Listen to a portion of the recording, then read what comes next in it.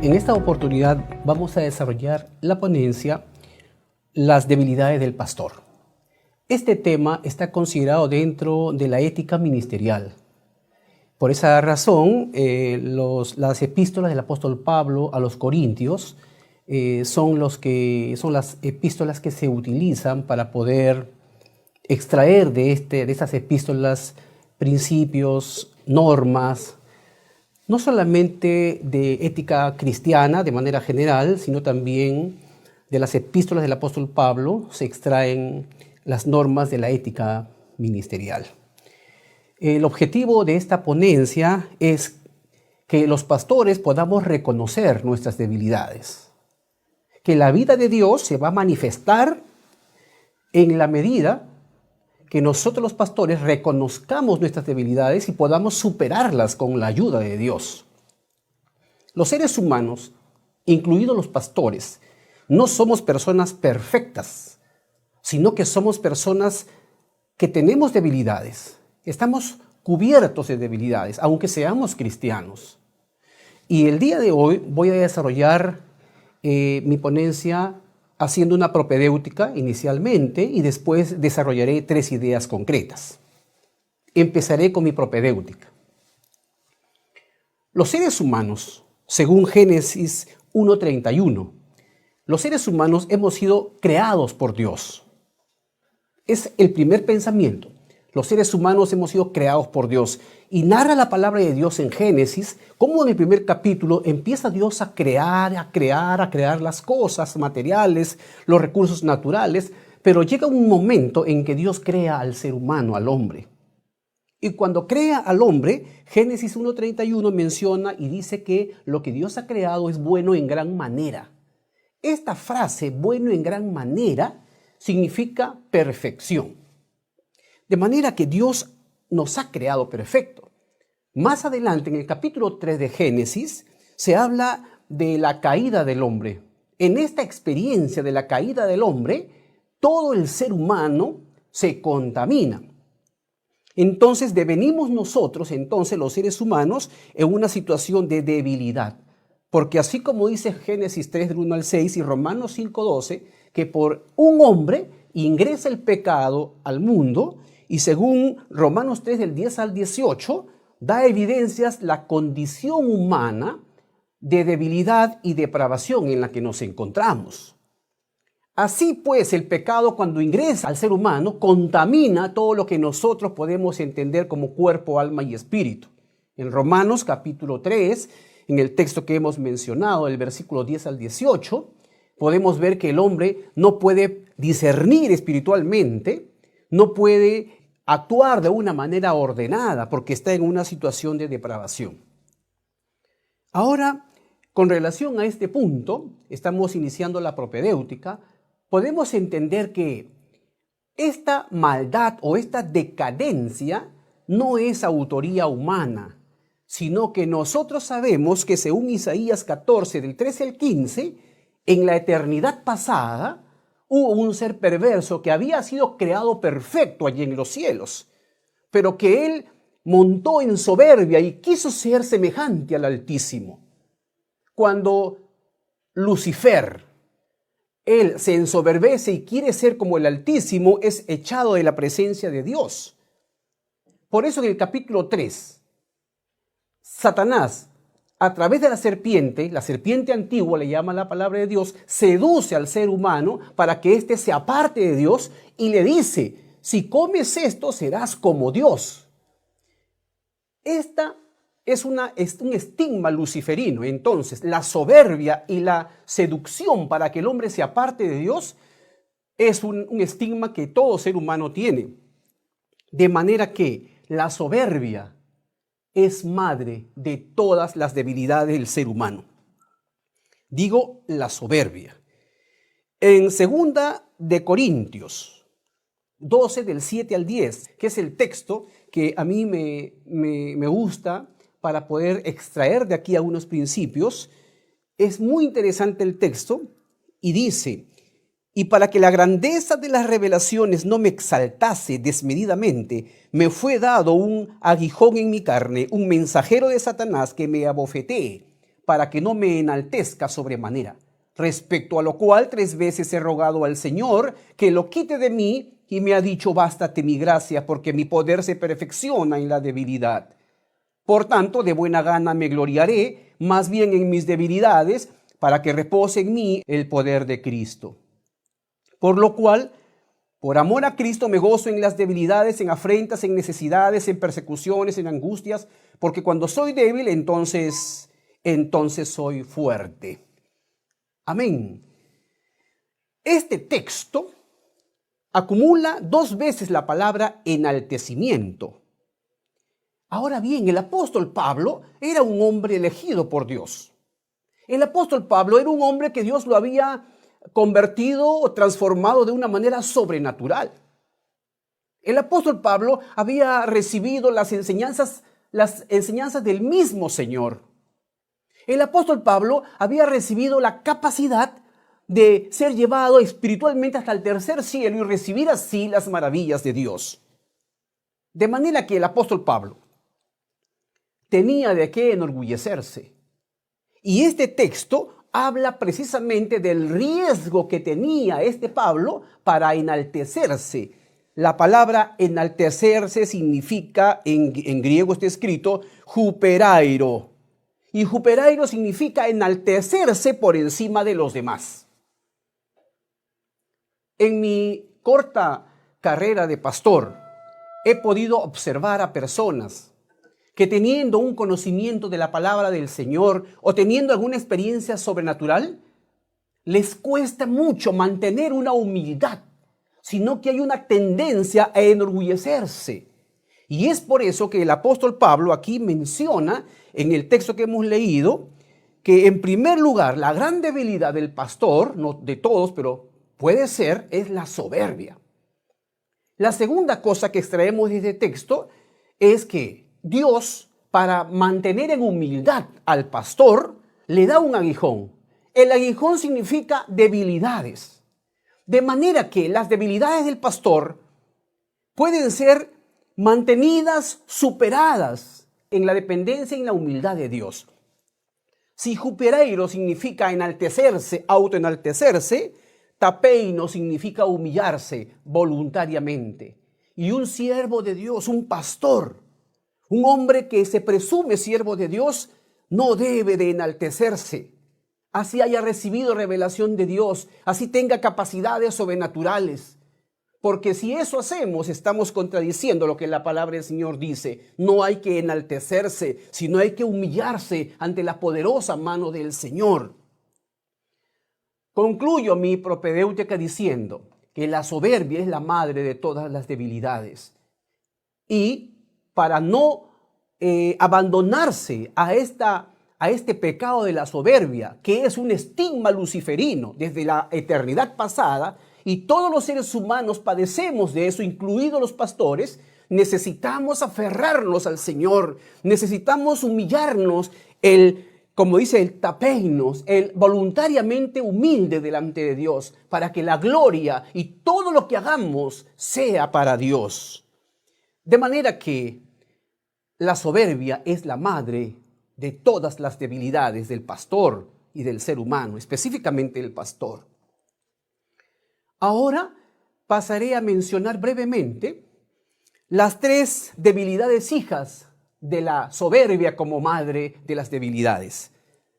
Son debilidades ya conocidas y tradicionales. Por ejemplo, malversar fondos de Dios es una debilidad del pastor. La otra debilidad que quiero brevemente mencionar, la práctica subrepticia de inmoralidades sexuales. Y la tercera, un conformismo intelectual. Entre otras debilidades, me parece que en este tiempo debemos de tener cuidado de estas 3 debilidades que el pastor va a enfrentar y debe de humillarse para que con la ayuda de Dios podamos superar estas debilidades. Empezaré con el malversar fondos de Dios. La palabra malversar significa malgastar, apropiarse de los fondos que Dios nos ha confiado para una sabia administración. 1 Corintios 4:1 dice que nosotros somos administradores de los misterios y de las cosas de Dios. La palabra administradores del griego viene oikonomos. ¿Qué significa? Que vamos a administrar algo que no nos corresponde. Cuando ingrese una silla o un sol o un dólar en la caja de la iglesia, todo ello pertenece a Dios. Y nosotros como seres humanos, como pastores, debiéramos de administrar sabiamente los recursos que Dios nos ha delegado. Lamentablemente, la historia en el Antiguo, en el Nuevo Testamento y la historia de la iglesia y la historia reciente da evidencias que hay pastores que no han cumplido con este propósito. 1 Timoteo 3:3, hay requisitos para un pastor. Dice que no seamos codiciosos de ganancias deshonestas y que no seamos avaros, que debiendo administrar adecuadamente los recursos con sabiduría, con justicia, con misericordia, empezamos a alterar toda la administración financiera de la iglesia. Y esto no solamente repercute en nuestra vida, sino también en la familia, en la iglesia, y da un mal testimonio a la sociedad.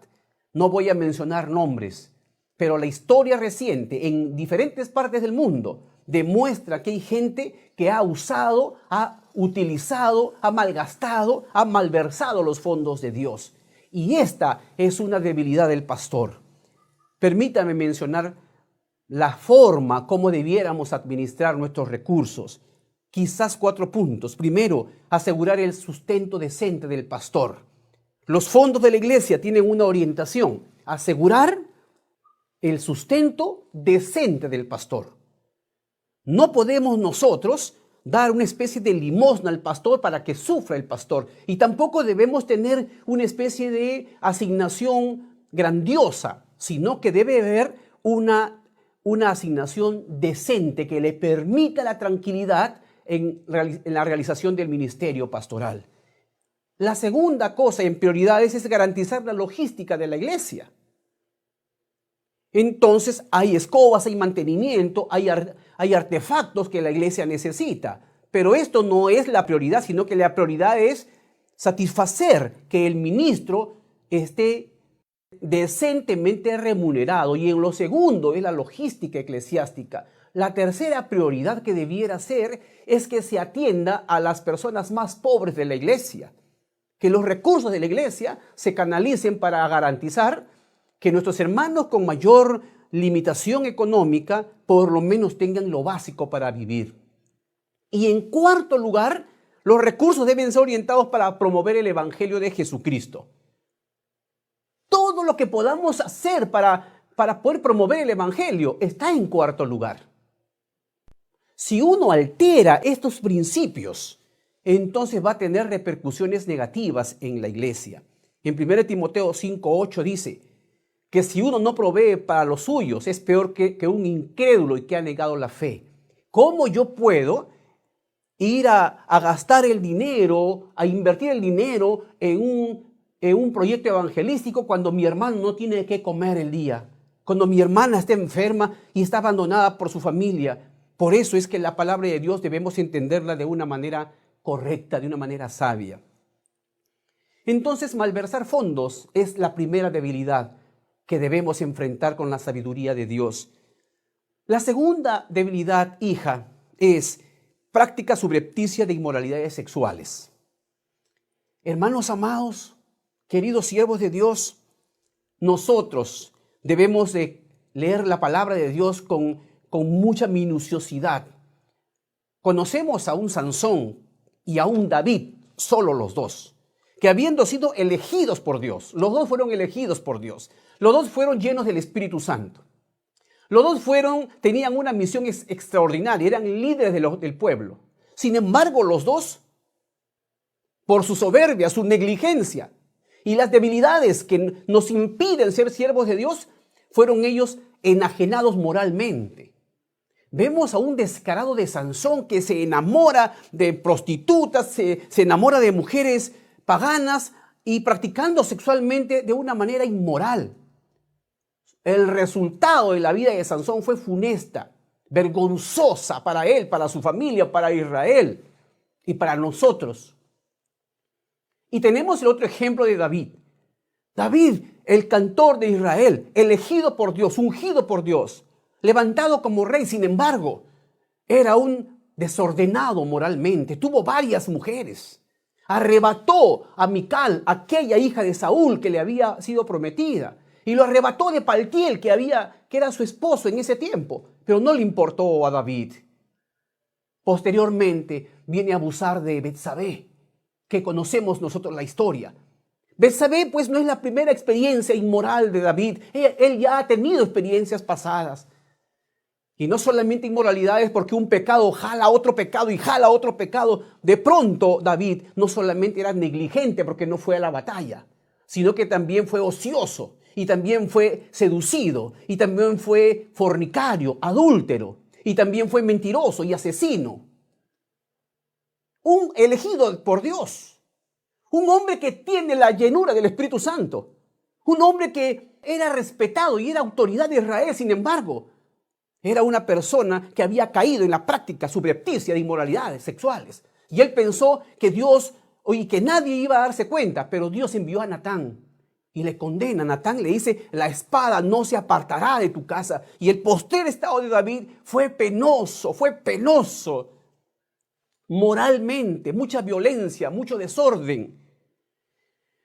Por eso es que en Timoteo dice, 1 Timoteo 3, 1 al 2, dice que es necesario que el obispo de Dios sea irreprensible. La palabra irreprensible significa amentos en griego. ¿Qué significa? Sin ninguna mancha moral. Y aquí dice es necesario. Y la palabra necesario significa exigencia categórica.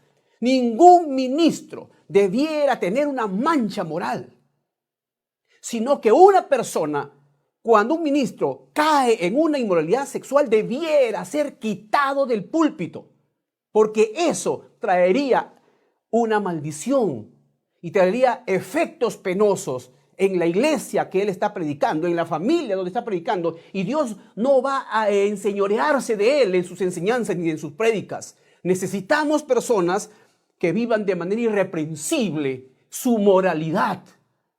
Así que yo promuevo, hermanos, una relación estrecha entre hombre y mujer, y que sea el Señor, como dice el Salmo 127, que si Jehová no edifica la casa, todo es en vano. Han habido hombres, no solamente Sansón y David, en la historia reciente del mundo, hombres maravillosos que han sido maestros y predicadores que han caído a la vergüenza de la inmoralidad sexual. No voy a mencionar los nombres, pero usted seguramente conoce. Y en el Perú también eso ha sucedido. Dios nos libre a los pastores de no someternos a Dios y no someternos a su guianza, porque de lo contrario estaríamos claudicando en el llamado que Dios nos ha hecho. Y yo quiero finalizar. La tercera debilidad: sumirse en el conformismo intelectual. 4 puntos concretos. En primer lugar, si Dios nos ha creado y nos ha hecho a su imagen y semejanza según la palabra de Dios, allí utiliza la palabra de Dios en el hebreo demut, que significa somos semejantes a Dios. Si Dios es un Dios inteligente que creó y ordenó todas las cosas de una manera perfecta, entonces cuando Él insufló en nosotros el ruaj, el aliento de vida, y venimos a ser semejantes entonces al Señor, en el sentido de que también somos seres inteligentes. Porque Dios no pudo haber dicho, según la palabra de Dios en Génesis 1:28, fructificad, multiplicaos, llenad la tierra, sojuzgad y enseñoread. Todas estas palabras exigen inteligencia, sabiduría, carácter, decisión. Por lo menos así los seres humanos lo han descubierto. Por eso la administración es una ciencia. Que para hacer cualquier proyecto, cualquier actividad en la sociedad se necesita planificar, organizar, decidir. Entonces Dios, habiendo dado capacidad intelectiva al ser humano, le delegó la responsabilidad de organizar, de llevar adelante la administración del planeta. Si Dios no hubiera dado inteligencia al hombre, no le delegaría estas grandes responsabilidades. Más, cuando el pecado ingresa al mundo por un hombre, El pecado lo que hace es deforma la capacidad intelectual del ser humano. Entonces su capacidad intelectual ya no le permite conocer a Dios, sino que la intelectualidad ha sido deformada. Hoy se manifiesta la intelectualidad de dos maneras. O idolatramos la intelectualidad a través del ateísmo, el humanismo, o despreciamos la intelectualidad despreciando y conformándonos con lo poco que conocemos. Y yo creo que el pastor es una persona que debiera ser sobrio y equilibrado con relación a la intelectualidad. Jesucristo, por ejemplo, menciona y dice en Juan 5:39, escudriñad las Escrituras. La palabra escudriñar significa examinar exhaustivamente. Y un pastor, para poder escudriñar las Escrituras, debiera tener la genuina conversión, debiera tener la guianza del Espíritu, debiera conocer por lo menos el contexto sociocultural donde se desarrolló tal evento, conocer la cultura de Israel. Todo eso significa que debiera de prepararse para poder cumplir lo que Jesucristo mencionó y dice examinar exhaustivamente. No solo yo voy a dar una especie de predicación o enseñanza con una pobreza en el escudriñar y en el investigar. Por eso que Jesucristo menciona y dice, escudriña las Escrituras, porque ellas dan testimonio de mí.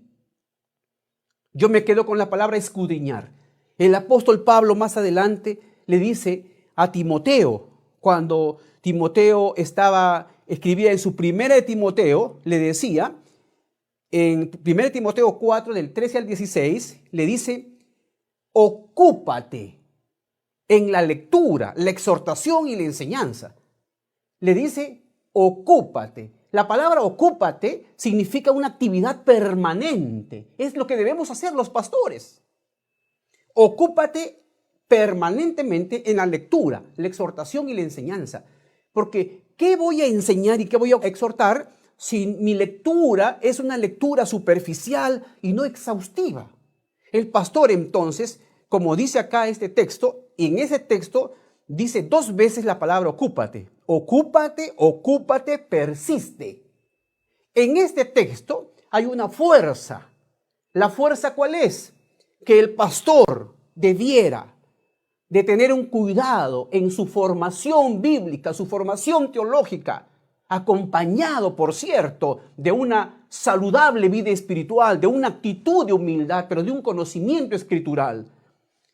Eso lo dice Pablo. Y Pablo en 2 de Timoteo 4:13 estaba acá en la cárcel, el apóstol Pablo, esperando el momento de su sacrificio, iba a morir.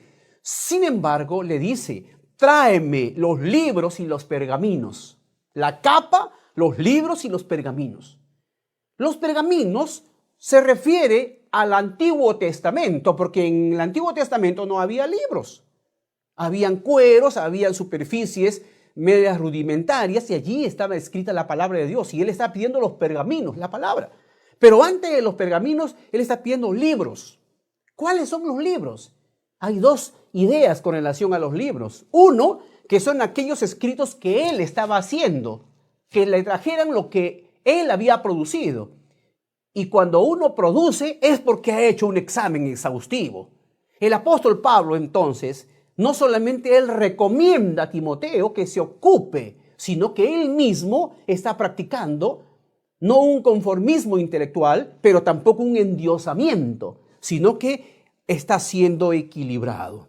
Yo quiero finalizar, amados hermanos, mi participación diciéndoles que las debilidades del pastor serán superadas en la medida que dependamos del Señor.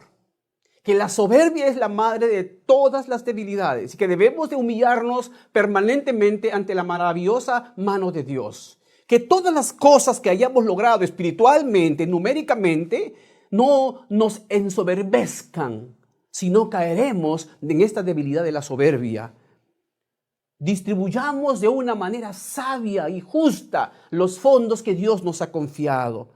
Apartémonos y huyamos de cualquier inmoralidad sexual, porque la práctica subrepticia de inmoralidad continúa lamentablemente en muchas partes de la iglesia en el mundo.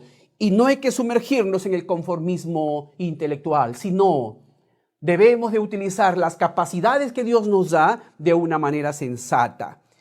Oremos, ayunemos, enriquezcámonos bíblicamente, teológicamente, con la guianza del Señor, de manera que nuestra predicación, nuestra enseñanza, nuestra consejería, nuestra administración honre al Señor que todo lo puede.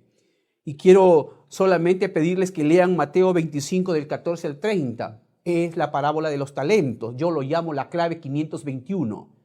Porque los primeros dos, ellos negociaron, trabajaron lo que Dios le había dado. Y Dios se gozó de eso. Pero al último, Él dijo, he escondido todo. O sea que Dios nos ha dado capacidades para poder ejercitarlas, hermanos.